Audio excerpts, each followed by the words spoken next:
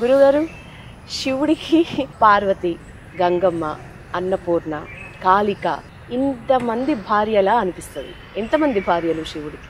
ఇంట్లో చిన్నపిల్ల ఉంటుంది, ఆడపిల్ల మంచి అందంగా ఉంటుంది.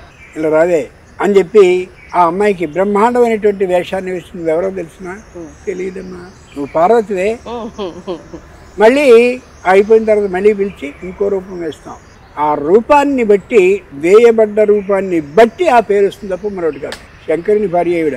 శరీరంలో 42 అవయవాలు ఉంటాయి. 42 అవయవాలకి 42 తీర్ల బంగారు ఆభరణాలని అందంగా అలంకరిస్తే మంచి భోగరూపం కాబట్టి ఆవిడది. అప్పుడు ఆవిడ పేరు భవానీ. ఎంత గొప్ప మాట అంటే, ఆంజనేయుడు సీతమ్మని చూశాడు, బోరుని ఏడ్చాడు.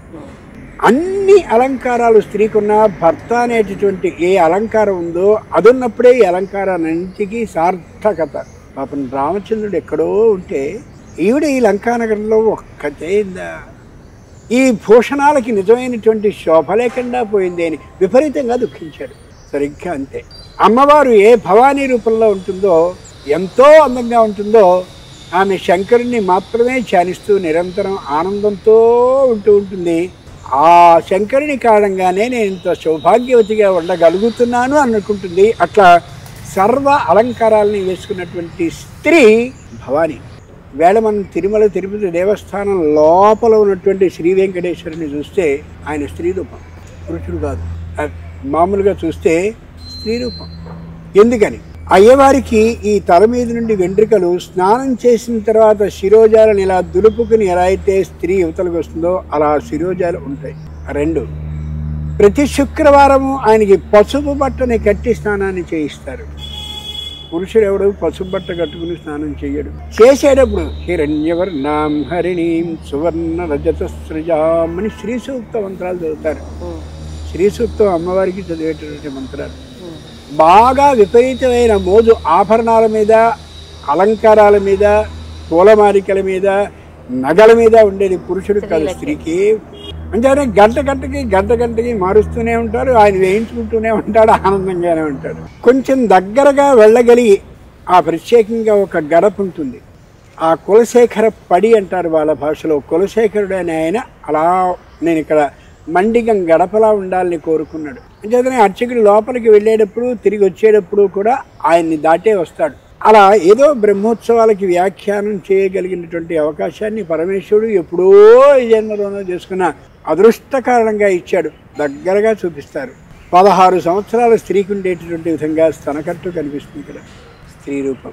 పురుషేషు విష్ణు, స్పష్టమైన పురుష రూపం. పురుషునికి స్త్రీకి భేదం కళ్ళలో తెలుస్తుంది. పురుషుడు స్త్రీని అలా చూస్తూ ఉంటాడు కూడా. స్త్రీ సహజమైన సిగ్గుతనం కారణంగా తలదించుతుంది. వెంకటేశ్వరునికి ఈ కళ్ళలో స్త్రీ పురుష భేదం తెలియకుండా ఉండడం కోసం నామాన్ని అలా పెడతారు. అర్థనిమీలిత నేత్రుడై ఉంటాడు. సగం తెరిచిన సగం మూసిన కళ్ళు కలిగి ఉంటాడు. అనేకమైన ఆభరణాలు చేస్తారు. వెంకటేశ్వరుని దగ్గరగా కానీ చూస్తే పాదాలకి మట్టెలు ఉంటాయి, చక్కనైనటువంటి మట్టెలు. లోకంలో ఉండే స్త్రీలు ఎవరికీ కూడా బంగారపు పట్టాలని, పట్టీలు అంటారు, పట్టీలు కదా పట్టాలు, అలాగే బంగారపు అందెలు, బంగారపు సంఖ్యలు. సంఖ్యలు అంటే ఇలా ఉండేటువంటి సంఖ్యలు లాగా ఉంటాయి, వాటిని సంఖ్యలు అనకూడదు. అలా వాటిని వంకీలు అంటారు కొందరు, సంఖ్యలు అని కొందరు అంటారు. ఆ బంగారపు వంకీలు ఉంటాయి వెంకటేశ్వరుని యొక్క పాదాలు రెంటికి కూడా. 10 వేళ్ళకి ఆ మట్టెలు ఏర్పాటు చేయబడి ఉంటాయి.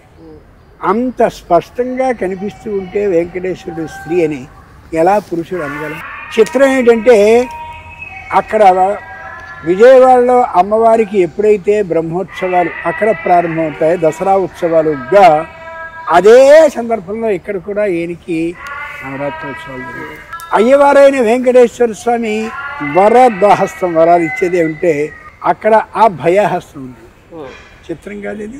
ఆ ఇద్దరు కలిపితే ఒక రూపం అన్నమాట. కాబట్టి అంచేత స్త్రీకి పురుష రూపం వేస్తే వెంకటేశ్వర స్వామి అవుతాడు. ఇక్కడ ఈ విధమైన ఉత్సవాలు జరిగితే అదే వెంకటేశ్వరుడికి కార్తీక బ్రహ్మోత్సవాలని ఇప్పుడు డిసెంబర్కి మళ్ళీ అమ్మవారు నన్ను పిలిచారు, వెడుతున్నాను. అక్కడ మళ్ళీ జరుగుతుంది కార్తీక బ్రహ్మోత్సవాలు. తిరుచానూరులో అమ్మవారికి జరుగుతుంది. మంచి కోపం వస్తే కాళికా రూపం. సమరేచ దుర్గా, యుద్ధానికి సిద్ధమైతే ఆవిడ పేరు దుర్గా. ఒకే రూపం. ఆ వేయబడ్డ అలంకారాన్ని బట్టి పేరు మారుతుంది. మనం కూడా చిన్నపిల్లలకి ఏం చేస్తాం, ఇదిగో ఈవేళ రుద్రావతారం వేస్తున్నాను నీకు, శంకరుడు నువ్వు. ఇదిగో ఇప్పుడు కాళికా రూపం వేస్తున్నావు, భవానీ రూపం వేస్తున్నావు, రాణి రుద్రమదేవి రూపం వేస్తున్నావు, ఇదిగో ఇలా వేస్తున్నావు అలా. కాబట్టి శంకరునికి అనేకులు భార్యలు లేరు, ఒకే ఒక భార్య అనేక రూపాల్లో ఉంటుంది. రూపాన్ని బట్టి పేరు మారుతూ ఉంటుంది.